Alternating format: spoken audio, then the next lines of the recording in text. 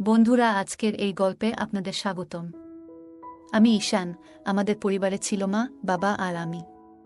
আগে আমাদের সাথে আমার দিদিও থাকত, কিন্তু দিদির বিয়ের পর বাড়িতে আমরা তিনজনই থাকতাম। আমাদের আবাসনটি ছিল একটি ব্যস্ত এলাকায়। তবে পরে বিভিন্ন কারণে লোকসংখ্যা কমে যায়। যদিও করোনার সময় ছিল তখন, তাই অনেকেই বাড়ি থেকে কাজ করত। এজন্য অনেকে গ্রামে চলে যায়। তবে 2021 সালের পরে ধীরে ধীরে আমাদের সোসাইটি আবার চঞ্চল হয়ে ওঠে। বিভিন্ন উৎসব পুনরায় উদযাপন হতে শুরু করে। আমার মায়ের নাম ছিল মাধুরী। তিনি তার নামের মতোই সুন্দর এবং মুক্ত চিন্তার অধিকারী ছিলেন। মায়ের এক অসাধারণ গুণ ছিল, তিনি যে কোনো পরিস্থিতিতে সঠিক সুযোগের সদ্ব্যবহার করতে পারতেন। তার বুদ্ধি ও কথার ভঙ্গি ছিল অতুলনীয়। কিছুদিন আগেই একটি ঘটনা ঘটেছিল যা আমার জীবনে গভীর প্রভাব ফেলেছে। আমাদের সোসাইটিতে একটি বড় পার্টির পরিকল্পনা চলছিল। আমাদের সোসাইটিতে মোট 10টি বিল্ডিং ছিল, আর সবাই মিলে একসঙ্গে এই উৎসবটি উদযাপনের সিদ্ধান্ত নেওয়া হয়। উৎসবটি ছিল নতুন বছর উপলক্ষে।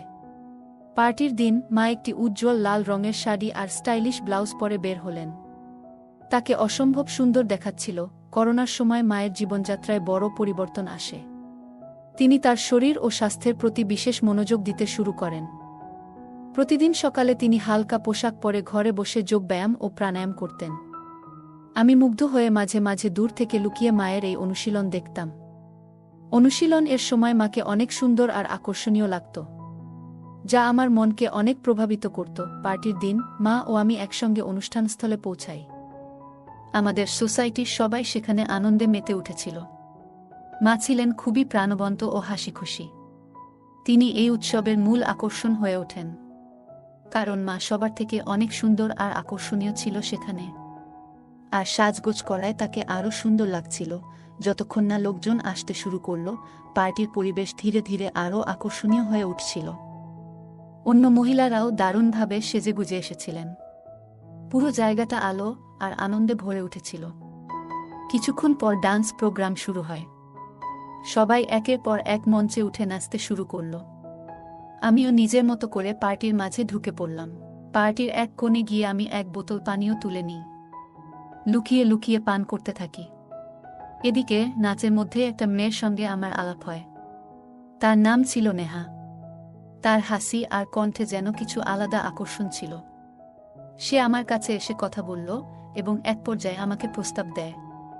নেহা আমাকে বলল, চলো আমার বাড়ি, আমি তোমার পাশে কিছু সময় থাকতে চাই। আমি তখন এমন অবস্থায় ছিলাম যেখানে আমার নিজের উপর নিয়ন্ত্রণ ছিল না। মন চাইছিল কোনো কিছু নতুন করার। আমরা ঠিক পার্টি ছেড়ে বেরিয়ে যাব, এমন সময় আমার মা সেখানে এসে পৌঁছালেন।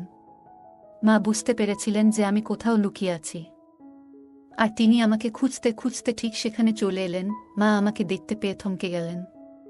তার চোখে উদ্বেগ আর কষ্টের ছাপ ছিল। তিনি আমার হাত ধরে বললেন, তুমি কি জানো তুমি কি করতে যাচ্ছ? এই পথে হেঁটো না, জীবনকে নিজের নিয়ন্ত্রণে রাখো। মায়ের কথাগুলো যেন আমার ভিতর গভীর ছাপ ফেলল। পার্টির এক কোণে যখন আমি লুকিয়ে পানীয় পান করছিলাম, তখন হঠাৎ মায়ের গলা শুনতে পেলাম। মা আমাকে খুঁজে পেয়ে ডাক দিলেন। আমি হতবাক হয়ে গেলাম, আর নেহা ভয় পেয়ে চুপচাপ সেখান থেকে চলে গেল। আমি মায়ের দিকে এগিয়ে গেলাম। মা আমাকে দেখে বললেন, এটা কি তোমার পার্টি করার স্টাইল? আমি কিছু বলার আগে মা আমার মুখের দিকে তাকিয়ে বললেন, তুমি কি পান করেছ? তোমার মুখ থেকে তো পানীয়ের গন্ধ আসছে। লজ্জা করে না তোমার? আমি মাকে বোঝানোর চেষ্টা করলাম। বললাম, মা, এটাই আমার প্রথমবার। বছরের এই দিনটা একটু আনন্দ করতে চেয়েছিলাম। মা আমার কথা শুনে শান্ত স্বরে বললেন, আনন্দ করো, কিন্তু এমন গোপনে নয়। যদি কেউ দেখে ফেলে বা জানতে পারে, তবে তোমার বাবার মান সম্মান কি হবে? নিজের কাজের জন্য পরিবারের মানমর্যাদা নষ্ট করো না। আমি প্রতিশ্রুতি দিলাম, মা, আমি আর কখনো এমন করব না। সবকিছু তোমাকে জানিয়ে করব।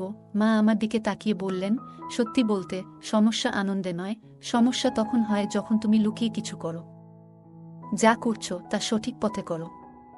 আর বাইরের কারো কাছে এমন কিছু করো না যাতে তারা তোমার বা আমাদের সম্মান নিয়ে কথা বলতে পারে।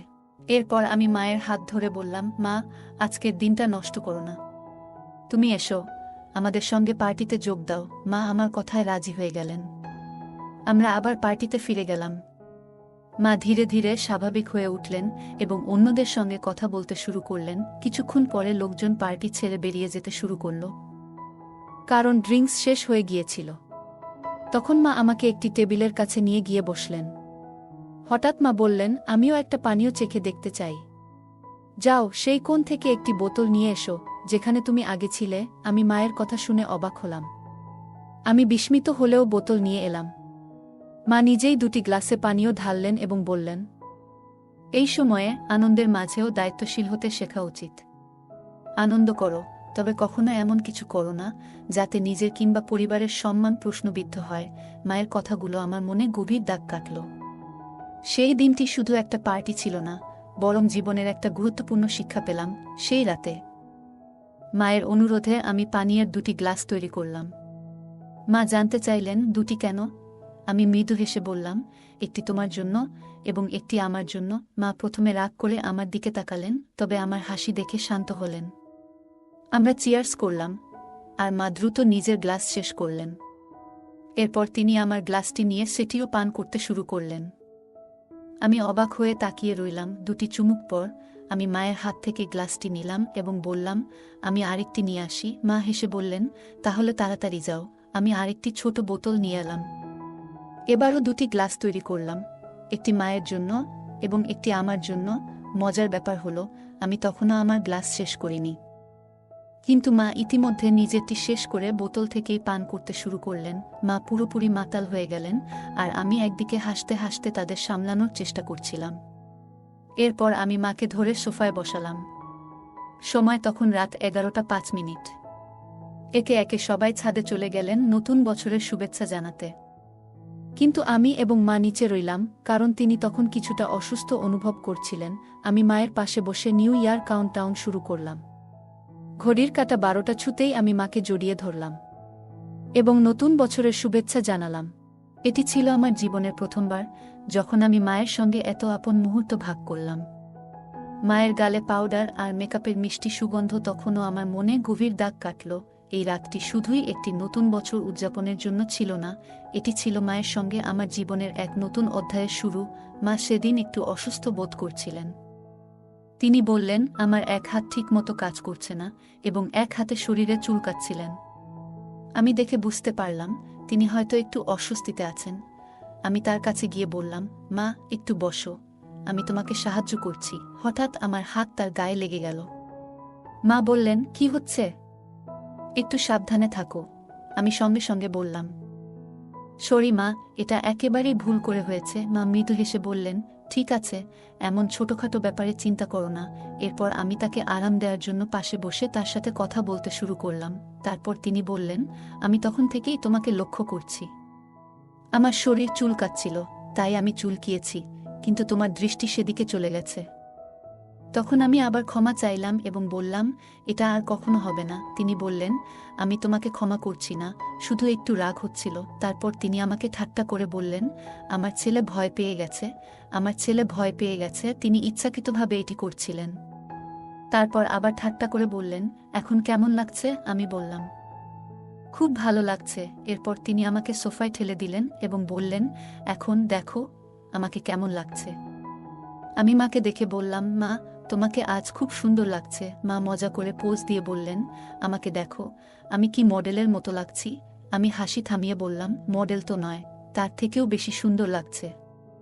তখন মা ঠাট্টা করে বললেন, তাহলে কি আমি সেই মেয়েটির থেকেও সুন্দর যার সঙ্গে তুমি তখন গল্প করছিলে? আমি লাজুকভাবে হেসে বললাম, মা, তুমি সবার থেকে আলাদা, তোমার তুলনা হয় না। মা হেসে বললেন, ভালো করে বলো, সত্যি কথাই বলছো তো? আমরা দুজনই হেসে উঠলাম এবং সেই মুহূর্তটা খুব আনন্দময় হয়ে উঠল। আমি মাকে বললাম, মা, তোমার তুলনা কারো সঙ্গেই করা যায় না। মা মজা করে বললেন, তাহলে বলো, সেখানে কি এত পছন্দ করেছিলে? আমি হেসে উত্তর দিলাম, কিছু না মা, শুধু মজার ছলেই কথা বলছিলাম। মা হাসি দিয়ে বললেন, সব ঠিক আছে, আজ রাতটা একটু ভিন্নভাবে শুরু করি, নতুন বছরের আনন্দে মেতে উঠি। তখন আমি মজার ছলে বললাম, তুমি কি প্রস্তুত? মা মজা করে বললেন, আর যদি প্রস্তুত না থাকি? আমরা দুজনেই হেসে উঠলাম এবং সেই মুহূর্তটা হাসি ঠাট্টায় ভরে গেল। রাতে মা বললেন, তুমি কি সত্যি আমাকে সারা রাত এভাবে ধরে রাখবে? আমি মজা করে বললাম, হ্যাঁ, কেন নয়? তিনি হেসে আমার গালে মৃদু চিমটি কেটে বললেন, তোমার তো সবসময় তাড়াহুড়ো থাকে। আমি তাকে সান্ত্বনা দিয়ে তার ঘরের দিকে নিয়ে যেতে শুরু করলাম। তিনি হেসে নামমাত্র বাধা দেওয়ার ভান করলেন, কিন্তু তা ছিল মজার ছলে। ঘরে পৌঁছে আলো জ্বালিয়ে তিনি বললেন, এখন কি করব বলো? আমি মজার ছলে বললাম, আরাম করে ঘুমানোর সময় হয়েছে মা। তিনি একটু চিন্তিত ভঙ্গিতে বললেন, তবুও এত দেরি করে ঘুমানো কি ঠিক হলো? আমি হাসি মুখে বললাম, আজকের রাতটা বিশেষ মা, একটু মজা করলে ক্ষতি নেই। আমরা দুজনেই হেসে উঠলাম, আর সেই মুহূর্তটা আনন্দে ভরে উঠল। তখন সে বলল, কিন্তু আমার তো জানা থাকবে, পরে যদি খারাপ লাগে। এখন হয়তো ভালো লাগছে, কিন্তু ভবিষ্যতে এই সম্পর্কের দিকটা হয়তো বদলে যাবে। আমি বললাম, তোমার প্রতি আমার অনুভূতি সত্যি। আমি অনেকদিন ধরে তোমার পাশে আছি, একজন ভালো বন্ধুর মতো। কিন্তু যদি আজ আমরা এই মুহূর্তটাকে হারিয়ে ফেলি, তাহলে হয়তো সবকিছু বদলে যাবে।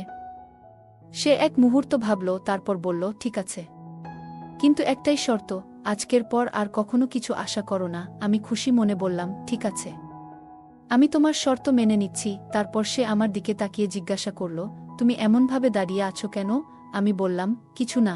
তখন মা বলল, তাহলে যাও, যদি তুমি না চাও। আমি বললাম, তোমার ইচ্ছা যদি না থাকে, তাহলে আমি চলে যাই। আমি বিছানায় বসেছিলাম, তখনই সে আমার হাত ধরে টেনে বলল, তুমি এত গম্ভীর কেন?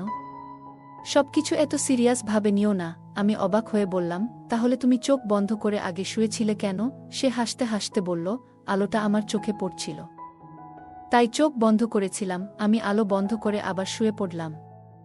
সেই রাতে পার্টির পরে আমরা প্রথমবার এতটা সময় একসঙ্গে কাটিয়েছিলাম। তখনই সে উঠে গেল, আলোটা জ্বালালো এবং বাথরুমে চলে গেল। ফিরে এসে আবার বিছানায় শুয়ে পড়ল। আমি তাকে দেখে বললাম, মা, তুমি খুব সুন্দর লাগছো। সে হাসি দিয়ে বলল, এখন তো আমি আগের থেকে অনেকটাই রোগা হয়েছি, তাও কি তোমার কাছে ভালো লাগি? আমি বললাম, তুমি যেভাবেই হও, সবসময় আমার কাছে সুন্দর। আমি মাকে বললাম, তুমি সবসময় সুন্দর লাগো। মা মুচকি হেসে বললেন, আজ তোমার বাবা আসছে না, আমরা দুজনে একসঙ্গে সময় কাটাবো। দরজাটা বন্ধ করে দাও, আর বাইরে যাওয়ার দরকার নেই। আমি বললাম, মা, তুমি তো অনেক স্মার্ট। আমি ভেবেছিলাম তুমি পুরনো ধাঁচের মানুষ। মা হেসে বললেন, আমি এমন নই, আমি নিজের মতো করে চলি। তোমার যদি কিছু মনে হয়, নির্দ্বিধায় আমাকে বলো। আমি বললাম, আমার তোমাকে নাম ধরে ডাকতে ইচ্ছা করছে। মা বললেন, দেখো। আমি প্রথমবার তাকে তার নাম ধরে ডাকলাম, আর আমরা দুজনে হেসে উঠলাম। হাসতে হাসতে আমি বললাম, মা, তোমার আর বাবার কথাবার্তা এখন খুব একটা হয় না, তাই না? মা হেসে বললেন, হ্যাঁ, এখন খুব কম হয়। মাসে 1-2 বার, তাও সময় বের করা মুশকিল। আমি বললাম, সত্যি? মা মাথা নেড়ে বললেন, হ্যাঁ সত্যি। আমরা আবার হেসে উঠলাম। কিছুক্ষণ পর আমি মাকে জিজ্ঞাসা করলাম, মা, তোমার কি প্রয়োজন? মা মুচকি হেসে বললেন, তুই আমার ছেলে, আমি তোকে সবকিছু বলতে পারি। আমি বললাম, তাহলে আজকের রাত শুধু আমাদের জন্য। আমরা একে অপরের মুখোমুখি বসে গল্প করতে শুরু করলাম। মা আমাকে তার তারুণ্যের দিনগুলোর কথা বললেন, কিভাবে তিনি অনেক কঠিন সময় পার করেছেন এবং সবকিছু সামলেছেন। আমি তার কথা শুনলাম এবং আমার মনের কথাগুলোও তাকে জানালাম। আমি মাকে এমন কিছু কথা বললাম, যা আগে কখনো কাউকে বলিনি। মা গভীরভাবে আমার কথা শুনলেন এবং তারপর বললেন, তুই জানিস আমি তোর জন্য কত গর্বিত। তুই সবসময় আমার পাশে থেকেছিস। আজ আমরা শুধু একে অপরের সাথে সময় কাটাবো। আমি মাকে জড়িয়ে ধরে বললাম, মা, তুমি পৃথিবীর সেরা। তারপর আমরা দুজনে একসাথে বসে গল্প করলাম, পুরনো দিনের কথা স্মরণ করলাম, একসঙ্গে হাসলাম আর মন খুলে কথা বললাম। কিছুক্ষণ পরে মা বললেন, এবার চল, ঘুমানোর সময় হয়ে গেছে। আমি মাকে বিছানায় শুইয়ে দিলাম এবং পাশে গিয়ে শুয়ে পড়লাম। আমরা দুজনে চোখ বন্ধ করলাম এবং একে অপরের সান্নিধ্যের উষ্ণতা অনুভব করলাম। সেই রাতের গভীর নিস্তব্ধতায় আমি অনুভব করলাম, আমার জীবনে মায়ের গুরুত্ব ঠিক কতটা। সে সবসময় আমাকে কাছে রাখে, যেন আমি তার জীবনের একটি গুরুত্বপূর্ণ অংশ। আমি জানি তার জন্য আমি ঠিক কি, কিন্তু মাঝে মাঝে আরও ভালোভাবে বুঝতে চাই। পরের দিন সকালে যখন আমার ঘুম ভাঙল, আমি দেখলাম মা এখনো গভীর ঘুমে। তার মুখে এক ধরনের প্রশান্তি ছিল, যা দেখলে যে কারোর মন শান্ত হয়ে যাবে। আমি ধীরে ধীরে উঠে বিছানার চাদর ঠিক করে দিলাম, যেন সে আরাম করে ঘুমাতে পারে। রান্নাঘরে গিয়ে আমি তার জন্য চা বানাতে শুরু করলাম। চায়ের কাপের ভাপ উঠছিল, আর তার সাথে আমার মনে হচ্ছিল আজকের দিনটা তার জন্য একটু বিশেষ করে তুলি। যখন সে ঘুম থেকে জাগল, আমি চা নিয়ে তার ঘরে ঢুকলাম। মৃদু হাসি দিয়ে বললাম, গুড মর্নিং মা। চা নিয়ে এসেছি তোমার জন্য। মা একটু অবাক হয়েও আনন্দিত হলেন। তিনি হাসিমুখে বললেন, গুড মর্নিং আমার লক্ষ্মীর ছেলে। তুমি এভাবে আমার জন্য চা বানিয়েছ? এটা তো চমৎকার শুরু। আমরা একসঙ্গে বসে চা খেলাম। সেই দিন থেকেই আমাদের সম্পর্ক আরও গভীর হতে শুরু করল। আমরা প্রতিদিন একে অপরের সঙ্গে আরও বেশি সময় কাটানোর চেষ্টা করতাম। ছোট ছোট বিষয় থেকে শুরু করে বড় চিন্তাভাবনা, সবকিছু আমরা একে অপরের সঙ্গে ভাগ করে নিতে লাগলাম। সেই রাত, যে রাতে আমরা একসঙ্গে এতটা সময় কাটিয়েছিলাম, আমাদের জীবনে এক নতুন অধ্যায়ের সূচনা করল। আমরা দুজনই একে অপরকে আরও ভালোভাবে জানতে এবং বুঝতে পারলাম। সেই মুহূর্তগুলো আমাদের সম্পর্ককে আরও দৃঢ় করে তুলল। তো বন্ধুরা, এটাই ছিল আজকের ছোট্ট গল্প। এমন আরও গল্প শুনতে চাইলে কমেন্টে জানাও। গল্পটি আপনাদের কেমন লাগলো কমেন্ট করে জানাতে ভুলবেন না। আর যদি গল্পটি ভালো লেগে থাকে তাহলে অবশ্যই লাইক করুন এবং আপনার বন্ধুদের সঙ্গে শেয়ার করুন। এমন আরও আকর্ষণীয় গল্পের জন্য আমাদের চ্যানেলটি সাবস্ক্রাইব করুন এবং বেল আইকনটি ক্লিক করতে ভুলবেন না, যাতে আমাদের কোনো গল্প মিস না হয়। ধন্যবাদ।